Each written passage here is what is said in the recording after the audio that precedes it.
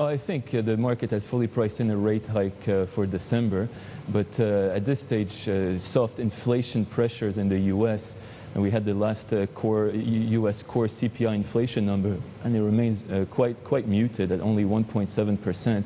Essentially reinforces, or at least will continue to weigh on longer-term U.S. interest rate expectation and limit upside potential for the U.S. dollar. So, so as long as inflation pressures in the U.S. remain soft, it'll be difficult for the Fed to aggressively raise interest rates.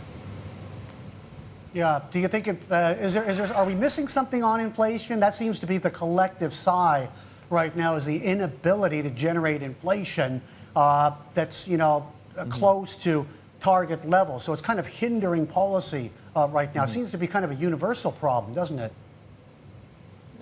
That's right. It's universal. It's both because of structural factors and obviously cyclical factors.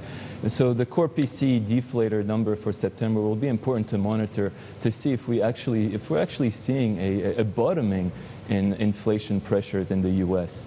That's going to be the key driver of U.S. interest rate expectations, at least in the near term. Another big factor that can potentially drive U.S. dollar movement is the prospect for U.S. tax reform. The prospect of more pro-growth tax reform can potentially also lead here to an upward revision to rate expectations in favor of the U.S. dollar, but also lead to an acceleration in foreign capital flows into the U.S. So developments on the tax reform front will be critical to monitor, as well as the inflation data out of the U.S.